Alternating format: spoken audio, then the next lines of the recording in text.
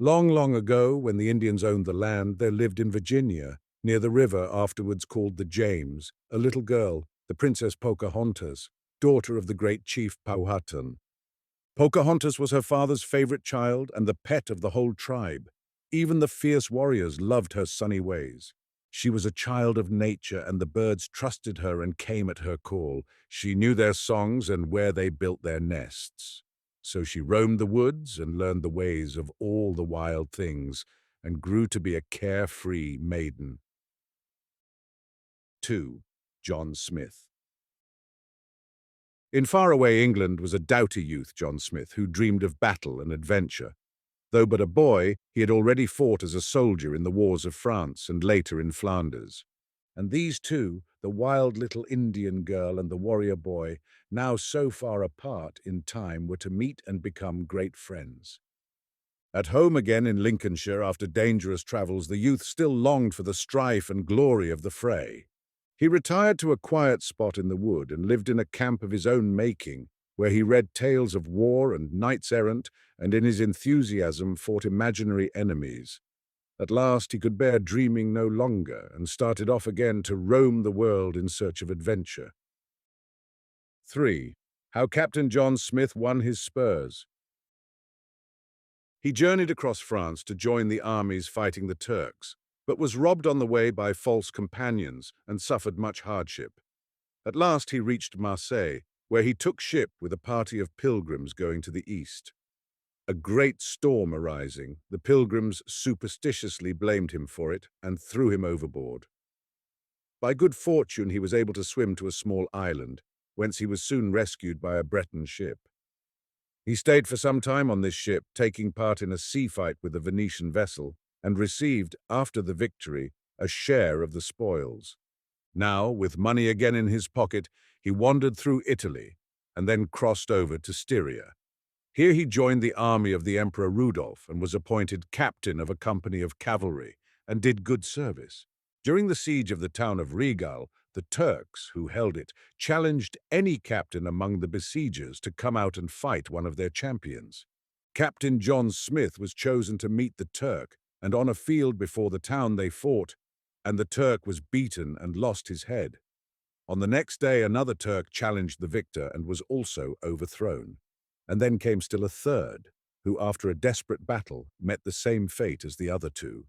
For this brave service, Prince Sigismund gave the captain a coat of arms with 3 Turks' heads as the device. And thus Captain John Smith won his spurs. But after this he was less fortunate, for being wounded, he was taken prisoner by the Turks and made a slave. In time, however, he escaped and fled to Russia, and from thence at last found his way home to England again. 4.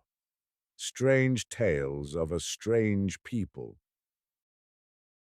Meanwhile, Pocahontas, now grown to be a girl of some 12 years, often listened eagerly to the stories of the old men of her tribe, who on these warm spring days sat and smoked together and told of the things they had done and seen long ago.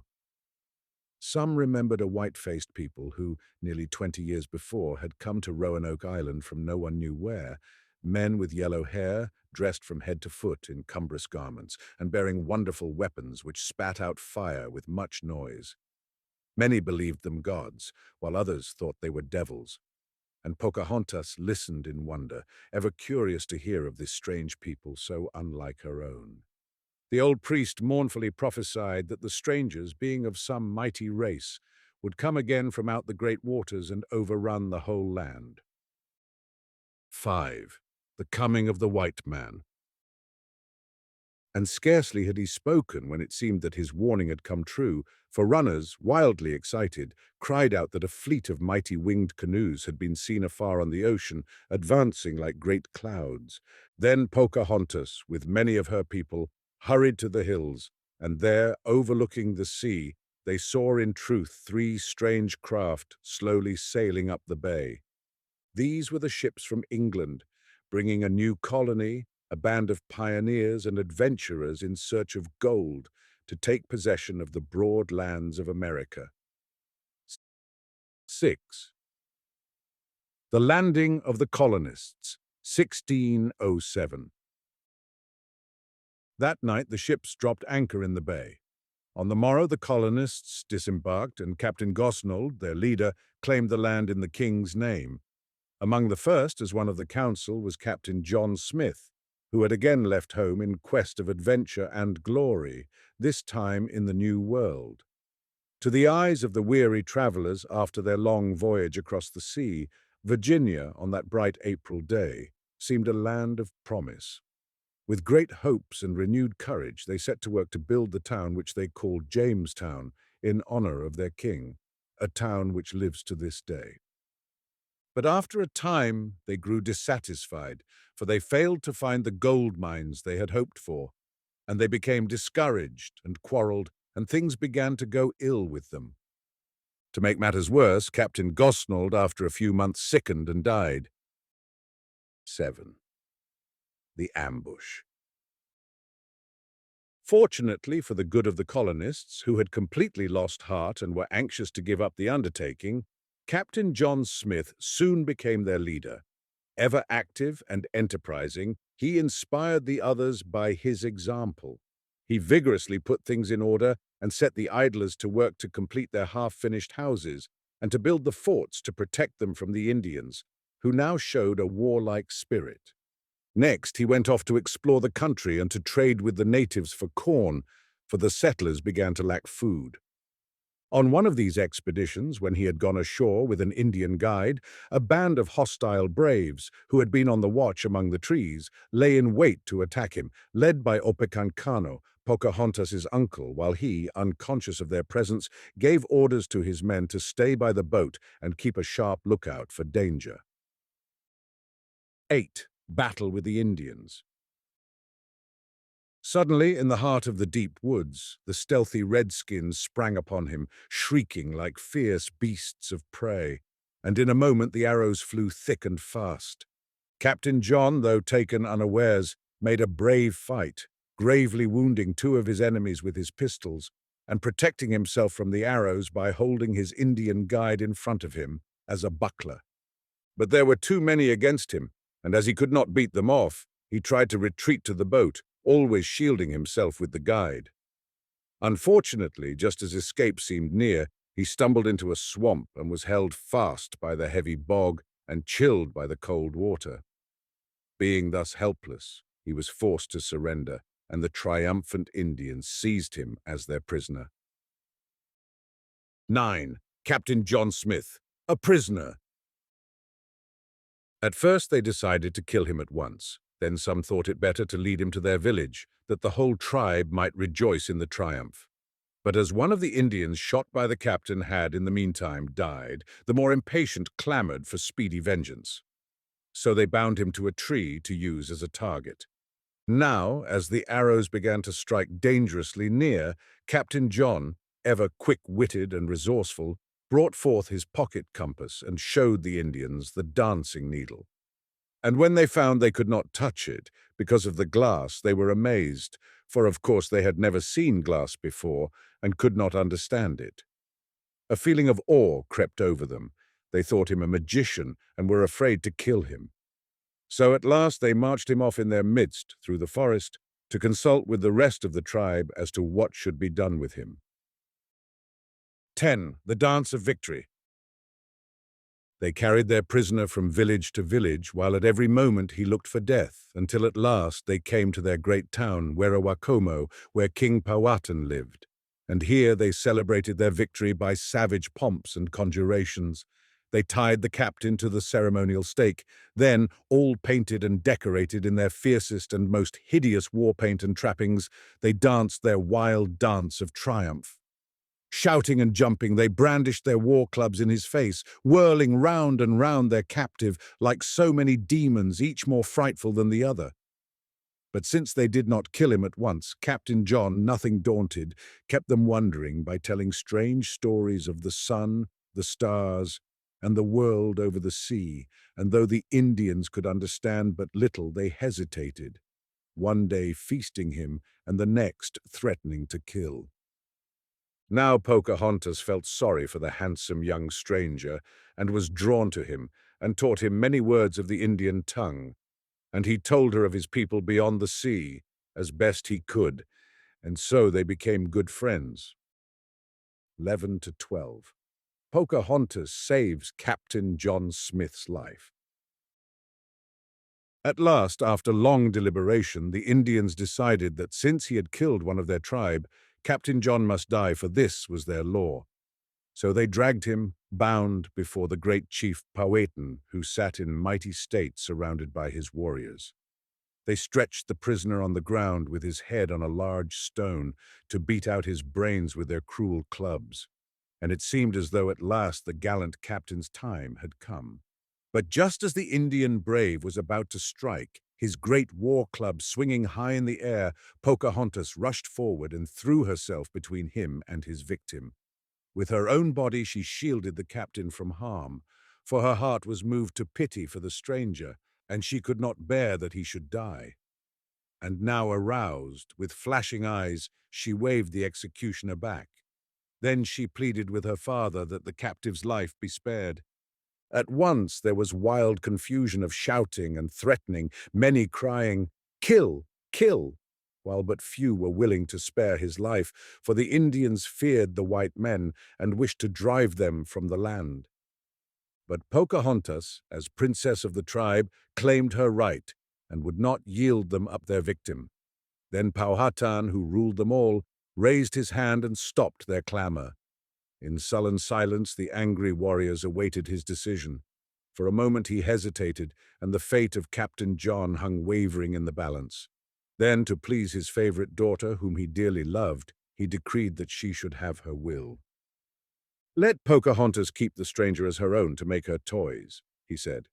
For Captain John, during the idle days of weary captivity, had often whittled curious playthings for the little maid.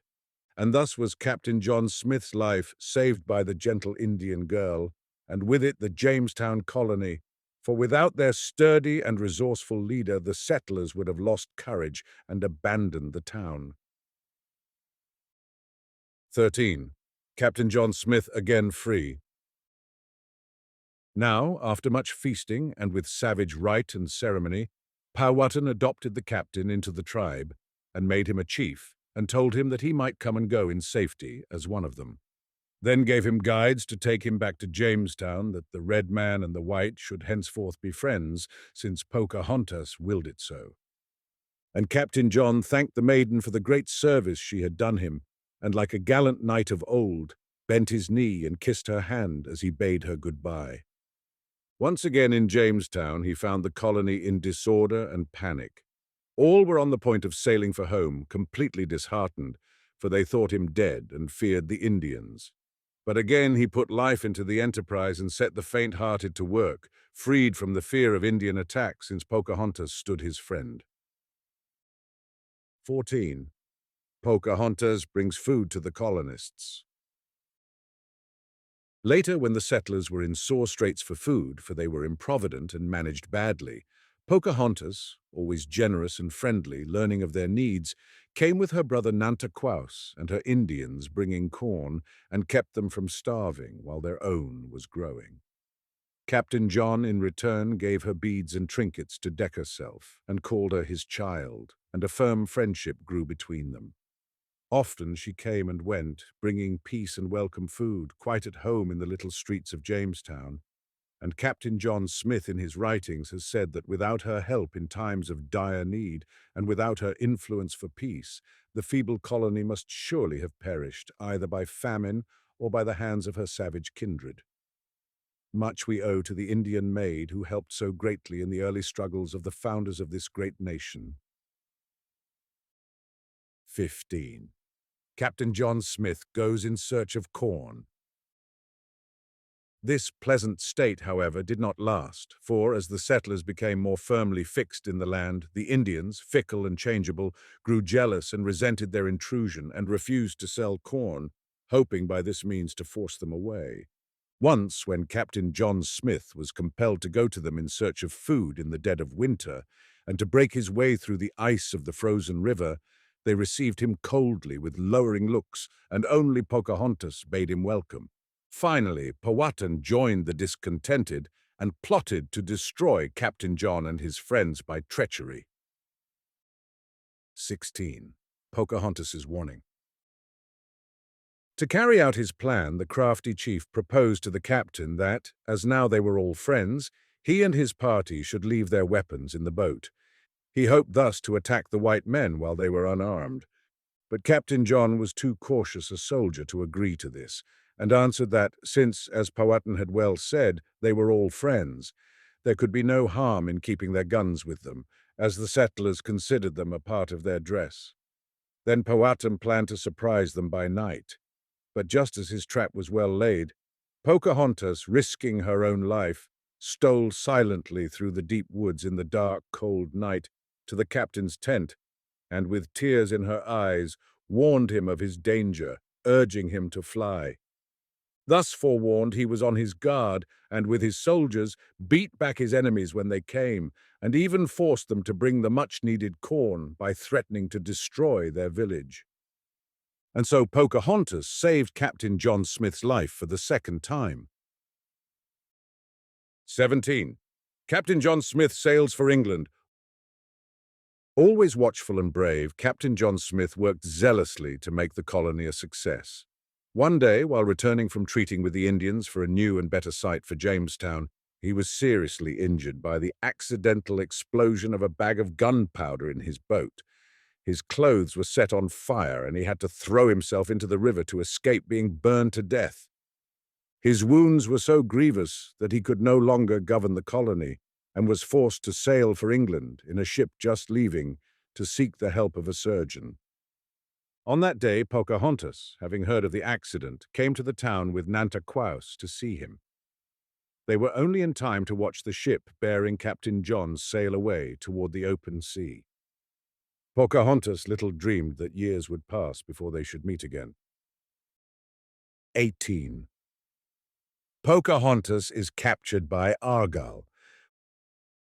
From this day, having lost their leader, things went badly with the Jamestown colonists, for the dissatisfied Indians, no longer fearing the heavy hand of Captain John Smith, attacked the settlers and caused them serious losses. And Pocahontas came no more, but waited for his coming again, and waited in vain. So time passed, and at last she heard that he was dead, for this was the rumor in the land. And she grieved deeply, and sat often alone thinking of him, for she had grown to love her warrior captain. Some 2 years after Captain John's departure came Argyle, an unscrupulous man who plotted to capture Pocahontas and hold her as a hostage, to keep the fighting savages quiet. With the help of 2 treacherous Indians, she was induced to come on board his ship, and once there was seized and held prisoner. Powhatan mourned his daughter's loss and tried to ransom her, but the crafty Argyle would not give her up. 19. The marriage of Pocahontas. She was never allowed to go back to her people, though Nantaquaus came often to see her at Jamestown. And here she grew to be a woman, and learned the ways of the English women, and dressed as they did. At last a young Englishman, John Rolfe, captivated by her dark beauty and gentle ways, wooed the Indian maid, and as years had passed since Captain John had gone away, and she had long since thought him dead, she listened to Rolfe and consented to marry him, that peace might reign between her people and the white men. So they were married in the Jamestown church, and Nantaquaus and a body of chiefs from her tribe, as well as all the settlers, came to the wedding. There was great joy in the town, for now the colonists felt that a good understanding with the Indians was at last established, and Pocahontas, as before, was the tie that bound them. 20. The landing of Pocahontas in England. After this, the colony prospered. Pocahontas became contented with her life in the town, and in time a son was born to her. Later, Rolfe, with his wife and child, sailed to visit England. Pocahontas marveled much at the extent of the great sea and the many ships upon its waves. When they arrived at Plymouth, the governor of the town came down to bid the Indian princess welcome to England. With her, as attendant, went Utamatomakin, a shrewd old chief, who in his war feathers and Indian robes attracted much attention. He had been sent by Powhatan to count the English, that he might learn their strength. And he was to cut a notch in a stick for every man he saw. He worked hard and fast. but a whole bundle of sticks was notched before he got even to London, where, with a disgusted grunt, he gave up the task. "Too many," he said. 21 to 22. Pocahontas at the court of James I. Pocahontas's stay in England became almost a triumphal march. Everywhere she was received with great honor as a foreign princess and entertained with banquets and receptions and taken to the theaters to see the plays. Finally, she was presented at court by Lord and Lady Delaware and formally welcomed with great pomp and ceremony by King James and his queen, surrounded by their following of lords and ladies, all arrayed in their rich costumes of state. And none of the haughty ladies was prouder or more stately than the Indian bride. Throughout London town, her welcome was the same. The people were curious to see this dark princess from another world, and even the high bishops and the great lords and ladies came down in their stately coaches to visit her at her house in Brantford. To compliment her, many taverns and inns were named La Belle Sauvage, a name still to be found on old London signs. And as she had done so much to help the struggling English colonists across the sea, all wished to show their gratitude by greetings and festivals in her honor. Old Utamatomakin received his share of attention as well. In his wild dress, with his tawny skin and shining black hair, he was a strange sight to those who had never before seen a red American. He was not at all impressed by the king and his richly dressed nobles, and wondered how they could endure so many clothes, and greatly preferred his own simple dress, made from the skins of the wild beasts of his forests. 23. The meeting of Pocahontas and Captain John Smith. And now Captain John Smith, who during all this time had been on long voyages of exploration and adventure, hearing that Pocahontas had come to England, remembered the old times and all that the little Indian maid had done for him. And so, attended by some friends, he went down to Brantford to greet her. When Pocahontas saw him, a flood of recollection overcame her, and she was greatly moved. She turned from him, hiding her face in her hand, and for a long time could not speak. At last she said, "They told me you were dead." Then she reproached him for calling her the Lady Rebecca, the name given her since her marriage, and told him that he should call her child, as he used to do, and said, "You did promise Powhatan what was yours should be his, and he the like to you. You called him father, being in his land a stranger, and by the same reason so must I do you." But Captain John excused himself, saying, "I durst not now allow of that title, since the king commands that you be treated as a princess." Then Pocahontas answered, "You were not afraid to come into my father's country, and to cause fear in him and all his people but me, and fear you here I should call you father. I tell you then I will, and you shall call me child, and so I will be forever and ever your countryman." And then, when Pocahontas had grown calmer, these two, after years of separation, again sat together and talked long of the old days in Virginia.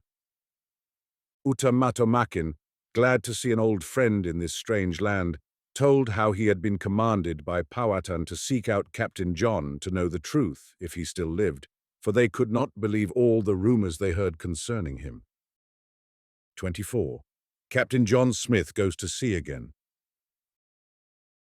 After this meeting, Captain John became more restless than ever and soon set sail again.